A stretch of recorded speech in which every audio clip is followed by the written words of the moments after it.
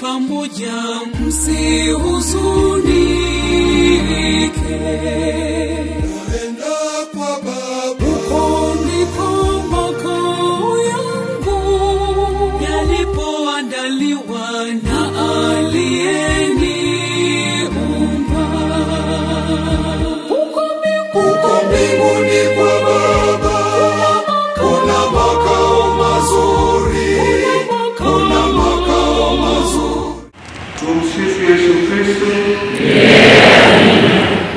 Wasifu wa marehemu katekista alijulikana kwa jina la maarufu kama Fadhili Komba.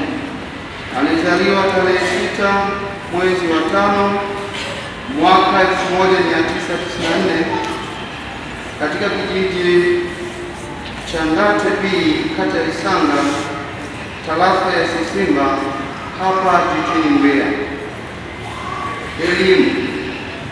Alijiunga na elimu ya msingi mwaka 2001 katika shule ya msingi Ilolo na kuhitimu mwaka 2008 hapa katika kata Isanga, jiji la Mbeya. Na mwaka 2009 marehemu alijiunga na elimu ya upili, yani sekondari, katika shule ya Wigamba iliyopo kata Isanga. Alihitimu mwaka 2013. Maisha.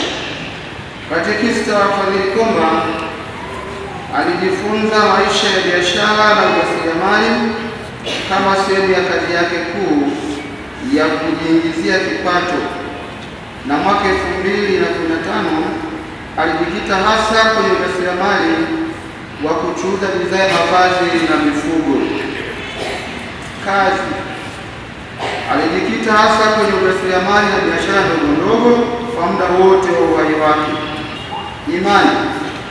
Marehemu Melchiori Francis Komba amefariki akiwa Mkristo Mkatoliki mtiifu wa imani yake chini ya Kanisa Katoliki parokia ya Manjelwa, akiwa katekista.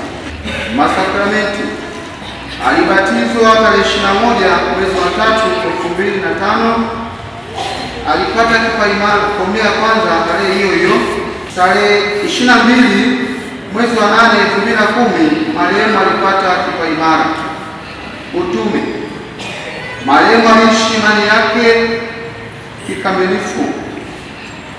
Mwaka 2020 aliteuliwa kuwa katekista mteule na Mwasha Baba Askofu Msaidizi Godfrey Jackson Mwasekala. Mwaka 2021 alitumwa katika chuo cha Mloo kuwa katekista. Tarehe 3 mwezi wa 10 2021 alihitimu katekista kamili na kutumwa. 2021 mpaka 2023 alihudumu kama katekista wa kigango cha Iremi, ambayo kwa sasa ni parokia teule. 2021 Februari mpaka 2025 alihudumu kama katekista wa kigango cha Haboroto. Kumlaki ni 2024 mpaka 2025 Februari. Tarehe 7 mwezi wa 3 2025 alitumwa kuhudumu kanda ya Rwanda ya kwanza kama katekista mkuu. Marehemu katekista Fadhili Komba hakufanikiwa kuoa. Maradhi. Marehemu alipata mshtuko wa mwili uliompelekea kufanya matibabu na hatimaye kugundulika kuwa na tatizo la tumbo. Mwezi wa kwanza 2025 marehemu aligundulika kuwa na TB ambayo imemsumbua mpaka mauti wake. Usiku wa tarehe 13 mwezi wa 4 2025 alifikwa na mauti. Tulipata taarifa hivyo tarehe 15 mwezi wa 4 2025 tunashiriki mazishi yake. Bwana awe nanyi.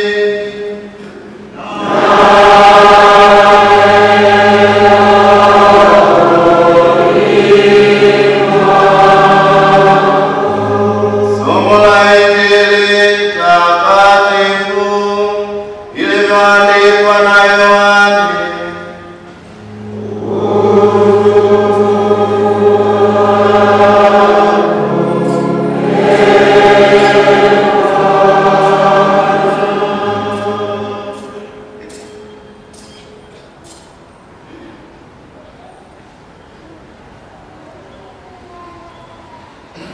Yesu alipofika Betania, alimkuta Lazaro amekwisha kuwamo kaburini yapata siku 4, na Betania ilikuwa karibu na Yerusalemu kadiri ya maili 2 hivi, na watu wengi wa Wayahudi walikuwa wamekuja kwa Martha na Mariamu ili kuwafariji kwa habari ya ndugu yao. Basi Martha aliposikia ya kwamba Yesu anakuja kumlaki, na Mariamu alikuwa akikaa nyumbani, basi Martha akamwambia Yesu, Bwana, kama ungalikuwa hapa, ndugu yangu angalikufa.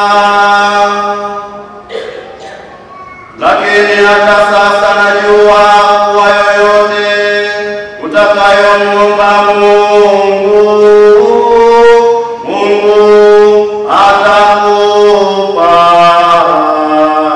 Yesu akamwambia, ndugu yako atafufuka.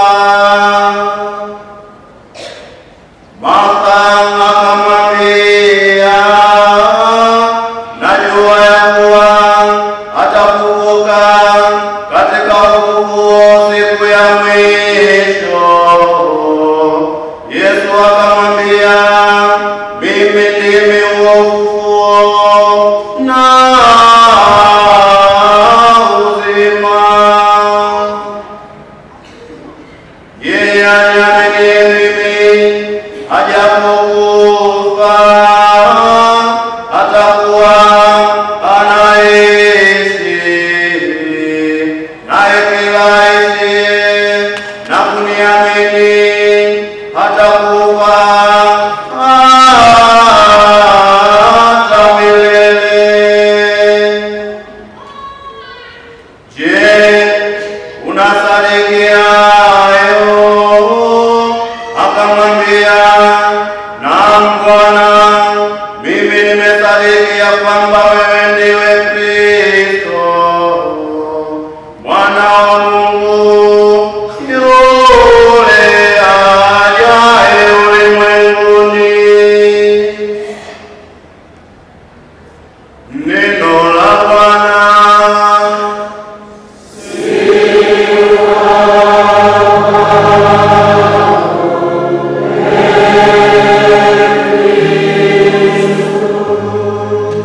Wapendwa familia ya Mungu, kianze kutoa pole kwa sisi sote kutokana na msiba huu uliotupata. Poleni sana. Leo tuko mbele ya fumbo la kifo. Tumefika mchana huu, tumekusanyika hapa kanisani kwa ajili ya kumwombea na kumsindikiza ndugu yetu Katekista Fadhili Komba katika safari yake ya mwisho toka hapa duniani. Katika kipindi hiki cha majonzi, huzuni na simanzi, tuyapokee mapenzi ya Mungu. Somo letu la kwanza, kitabu cha Hekima ya Sulemani, kinatukumbusha kwamba umri mdogo katika maisha, basi Mungu anatenda mambo pia mengi kupitia umri huo. Tumesikia wasifu historia fupi katekista wetu. Mabango hapa pameandikwa amezaliwa 95, 34, tofauti ndogo sana. Alikuwa na umri mdogo kiasi kwamba mbele yake hitaji ya huduma yake iliyotukuka ya muda mrefu. Mwenyezi Mungu amependezwa naye, amemuita katika hali hiyo ya udogo wake. Somo letu la pili, tunaalikwa tuwe watu wa matumaini. Tusiwe kama watu wasioamini, watu wapagani ambao bado hawajafundishwa maana ya kifo. Wakristo, matumaini yetu yote tunayaweka kwa Kristo aliyekufa na kufufuka. Yeye ndiye asili na chanzo cha uzima wetu, tulio hai na ndugu zetu waliotangulia katika heri ya milele. Na hivi matumaini hayo yanatimizwa katika Injili, Yesu anapowaambia familia ile ya Lazaro, Martha na Maria, mimi ni ufufuo wa uzima, aaminie hata akifa ataishi milele. Kumbe ndugu yetu Fadhili hajapotea. Kimwili hatutamuona tena, kiroho anaishi katikati yetu, ni mzima. Umemleta hapa kanisani kwa ajili ya kuomba huruma ya Mwenyezi Mungu. Pale ambapo alishindwa kutimiza mapenzi ya Mungu, basi aweze kumrehemu, ampokee katika ufalme wake. Wapendwa familia ya Mungu, maana ya Kristo ya kifo imefunuliwa katika mwanga wa fumbo la Pasaka na kifo na ufufuko wake Kristo, ambaye ndani yake mna tumaini letu moja. Mkristo anayekufa katika Kristo huacha mwili ili kwenda kukaa pamoja na Bwana. Kwa Mkristo, siku ya kifo huanzisha utimilifu wa kuzaliwa kwake upya kulikoanzishwa na ubatizo, ufanana kamili na sura ya Bwana wetu Yesu Kristo ulikotolewa mpako wa Roho Mtakatifu na ushirika katika karamu ya ufalme uliotangulizwa katika Ekaristi, hata kama ana lazima bado kutakaswa zaidi ili aweze kuvishwa lile taji la harusi ya bwana harusi aliyeshinda. Na hivi marehemu wetu namuombea ili basi kama bado kuna chembe za ubaya, Mwenyezi Mungu aweze kumsafisha na kumpokea kwenye heri ya milele. Mazishi ya Kristo tunayoyafanya kwa ndugu yetu ni adhimisho la liturujia Kanisa Katoliki. Huduma ya kanisa kama adhimisho hili inakusudia kuonesha umoja wetu na marehemu wetu katekista, jinsi tulivyompenda alipokuwa hai katika yetu kutuhudumia, pia tunampenda mpaka dakika ya mwisho. Na sisi kama jumuiya tumekusanyika kuonesha umoja huo na yeye, kumwombea na kumsindikiza katika safari hii ya mwisho hapa duniani. Maneno ya Injili tuliyoyasikia, mimi ndimi ufufuo na uzima, aniaminie hata akifa ataishi milele, yanaonesha wazo la kuelekea maisha ya milele ambayo Kristo kwa kifo na ufufuko wake alitupatia zawadi kwa wale ambao wanamwamini na kumtumikia. Kifo kwa hakika kwa Mkristo si tu jambo la asili na la kukubalika, bali kifo kinapelekea kufungua njia ambayo inapelekea kukutana na Mwenyezi Mungu. Kumbe kabla ya ufufuko wa Yesu, kifo kilionekana ni mwisho wa kila kitu. Kifo kilionekana ni laana, kifo kilionekana ni jambo baya. Lakini baada ya Yesu kushinda mauti, kifo imeonekana ni hatua, ni njia, ni mlango wa kwenda kukutana na Mungu. Kifo sio mwisho wa kila kitu, bali ni mwanzo na tayari utimilifu wa ile hamu au tamaa ya matumaini ambayo katika Komba alikuwa nayo wakati wote ambao Mungu alimweka hapa duniani na kuishi kati yetu kama mhujaji katika safari yetu ya imani. Daima katekista wetu Komba Fadhili aliamini na kugundua kwamba Mungu sio tu ndio lengo lake la kwanza kufikia baada ya maisha ya hapa duniani, bali pia Mungu ni taa ya safari ya maisha ya kila kiumbe katika dunia. Aliamini na kusadiki mambo hayo na kuyafundisha. Tumesikia huduma aliyotoa katika kanisa, bali na majukumu yake binafsi ya biashara na ujasiriamali. Alihudumu kama katekista miaka 6 2020 kateuliwa, ahudumu mwaka mzima kama teule. Baada ya 2021 akaenda masomoni. Kumbe tulitarajia bado huduma yake. Kwa muda huu wa miaka 6 wa katekista wake, Fadhili Komba alijitahidi kuwa mhudumu mwema na mwenye kujitoa kwa ajili ya kundi la Mungu alilokabidhiwa. Alihudumu Ileni, Akoroto na hiyo kanda Rwanda kwanza ambayo tumesikia kwenye wasifu. Katika kundi hilo alijitoa kwa moyo wote, akawatumikia Wakristo ambao basi mapadri walimtuma kwa ajili ya kuwatumikia. Alishughulisha na shughuli zake ili asiwe tegemezi. Akafanya shughuli za ujasiriamali, biashara na kadhalika ili aweze kujipatia mapato yake hapa. Kwetu ni kielelezo, ni mfano wa walimu na makatekista wetu. Wakati fulani tunagombana na mapadri kwa sababu ya posho, kwa sababu ya kile na kile, lakini mkatekista huyu alijitahidi kujitafutia chochote kwa kazi halali alizofanya.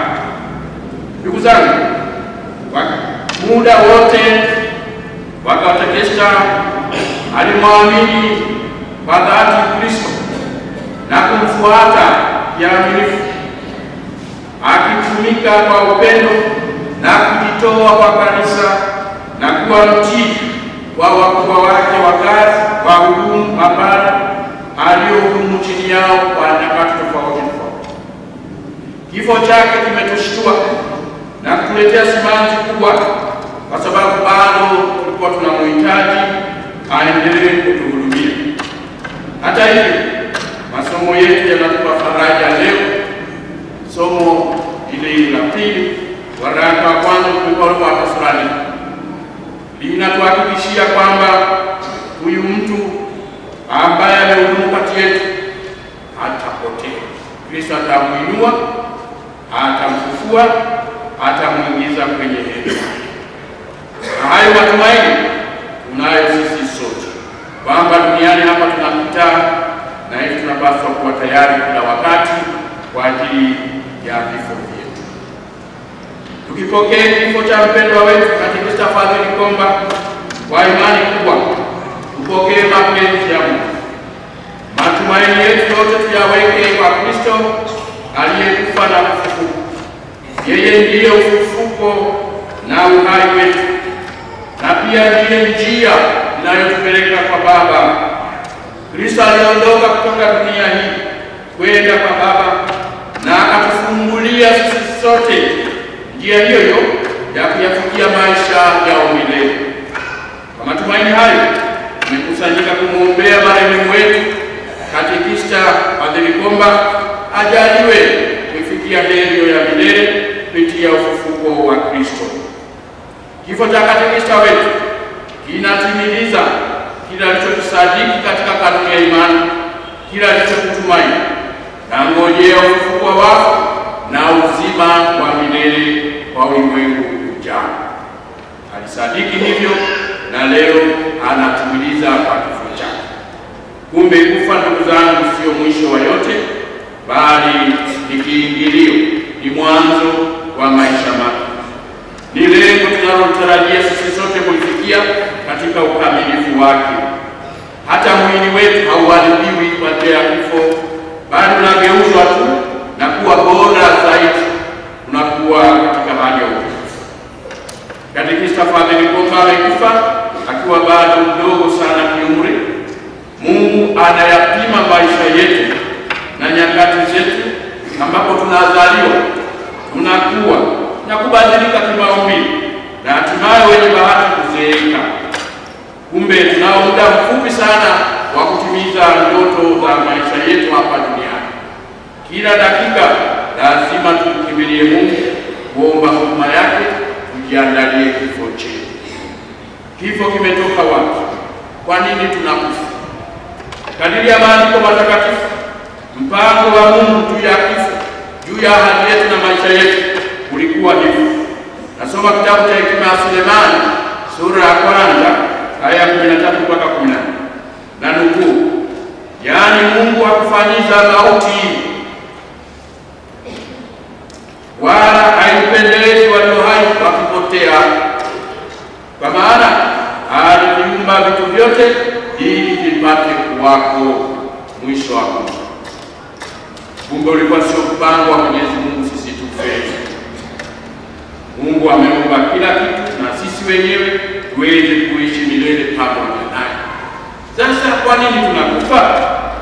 Kifo kiliingia duniani kutokana na husuda ya shetani na dhambi ya mwanadamu, ndio sababisho na wazazi wetu wa kwanza Adamu na Eva kwa kutokutii kwao. Toka kitabu cha Hekima ya Sulemani sura ya 2 aya ya 23 mpaka 24 tunasoma hivi, na nukuu, yaani Mungu alimuumba mwanadamu ili apate kuharibika kwa mfano wake mwenyewe, ila ulimwengu uliingiwa na mauti kwa husuda yake shetani, na walio upande wake upata kuionja mwisho wake. Kumbuke kabisa Ibilisi ndo adui yetu wajani, daima anatafuta, anatunyemelea, tunatembea naye, tunaishi naye, ili kila wakati aweze kutugeuza na kupiga mweleka.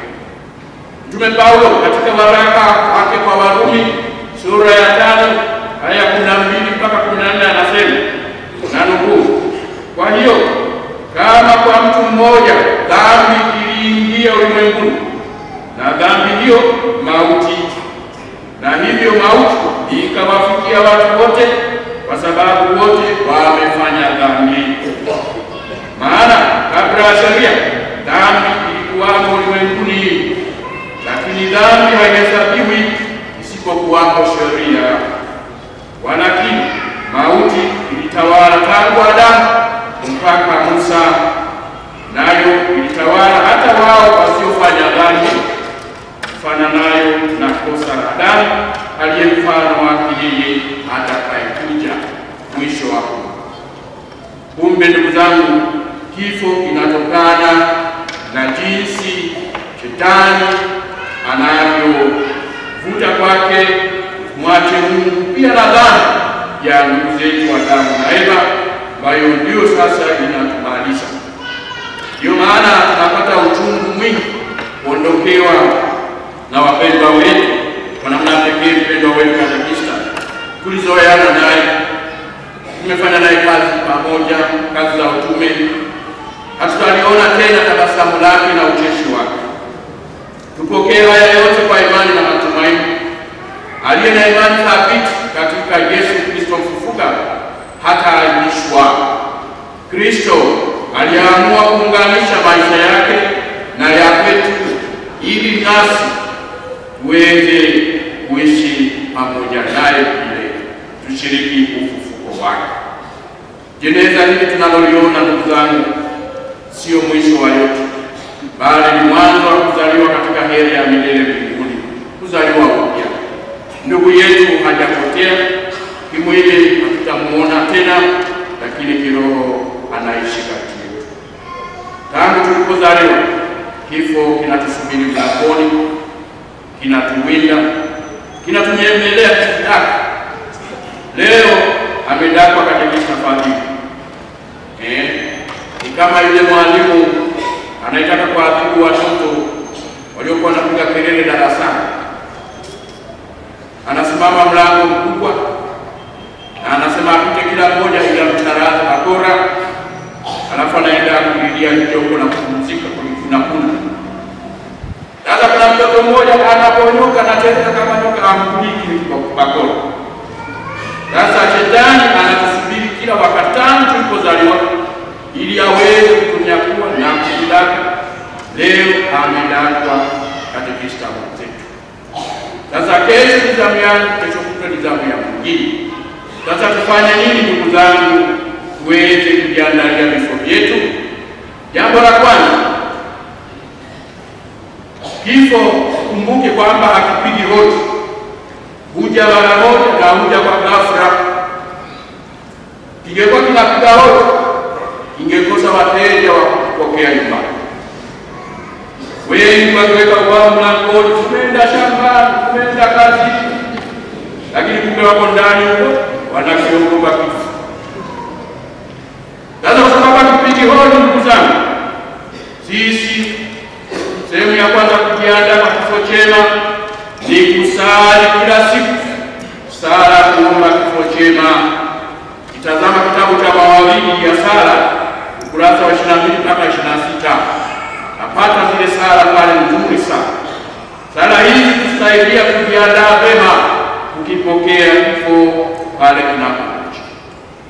Jambo la pili la kutusaidia kujiandaa kwa kifo vizuri, tuishi maisha mema kila siku, kutimiza wajibu zetu za kila siku na kwa uaminifu, kila mmoja kwa nafasi yake kadiri ya wito wake. Jambo la tatu, tuwe na imani thabiti kwa Mungu. Katoliki tuache kutangatanga kwenda huku na huko. Katekista wetu ana kukumbusha wajibu huo familia. Mwishoni mwa mwaka jana mpaka mauti nakuta ameugua sana, lakini alikuwa mstahimilifu. Hakuweka matumaini yake kwa Mungu. Hakuna mahali ambapo sisi tumesikia hata teteso kwamba alipotoka kwenda kwenye miungu mingine kutokana na ushabiki wa wapambe fulani. Kumbe uthabiti katika imani utatufanya tujiandae vizuri kwa ajili ya kifo vyetu. Biblia kitabu kitakatifu tunakutana na siri na mang'amuzi ya Mwenyezi Mungu ambapo anatueleza namna gani ya kuishi, namna gani ya kuhusiana kama binadamu. Jambo la sala, kudumu katika sala binafsi, sala za pamoja, kwenye familia, kwenye jumuiya na kanisani. Tuhudhurie misa takatifu na ibada mbalimbali. Misa ndio kilele cha sala zote katika kanisa, na hivi ndio waaminifu kushiriki matukio hayo katika kanisa. Itatusaidia kujiandaa kwa ajili ya vifo vyetu. Ndugu zangu, tukiishi hivyo kila siku, basi hatutakiogopa kifo. Kitakapokuja kitatukuta daima tuko tayari, na baada ya majaribu ya maisha yetu hapa duniani tutaingia kwenye meli ya milele ambapo kutakuwa furaha tupu isiyo na mwisho. Tuendelee kumwombea marehemu wetu Katekista Padre Komba ili Mungu amsamehe na ampokee kwake mbinguni, ambapo tuna matumaini na ya kuonana naye siku moja katika maisha mapya na ya milele. Tunawapa pole familia, tunawapa pole wana parokia wote, baba paroko na mapadri na wahudumu hapa, mapadri waliofika kuunga mkono katika misa. Tunawapa pole jumuiya zote ambapo baba huyu katekista wetu amehudumu. Tunawapa pole wana Koroto, wana Mleni, Rwanda ya kwanza, wana parokia nzima. Kwa umoja wetu tuko hapa kuomboleza, lakini msiba huu upokee kwa imani, uomboleze kwa imani, tukitumaini kwamba mpendwa wetu anaishi bado, na hivi mazuri yote aliyotutendea iwe zawadi kwetu kuyaendeleza. Pale ambapo alituudhi, hatukwenda naye vizuri katika utume, basi tumsamehe ili tumuondolee hilo fundo basi wetu kupokelewa na Mwenyezi Mungu. Nia yetu ya kuwepo hapa ni kuomboleza, kumwambia Mungu, mtazame mja wako katekista wetu, umsamehe, umpokee. Shoni afanye Mungu anavyotaka mwenyewe. Sisi tunaomba, Mungu anatenda kadiri anavyotaka. Sisi tulitamani baba huyu aendelee kuwepo na sisi. Mungu amempenda zaidi na hivi tunapokea mapenzi yake. Tumsifu Yesu Kristo.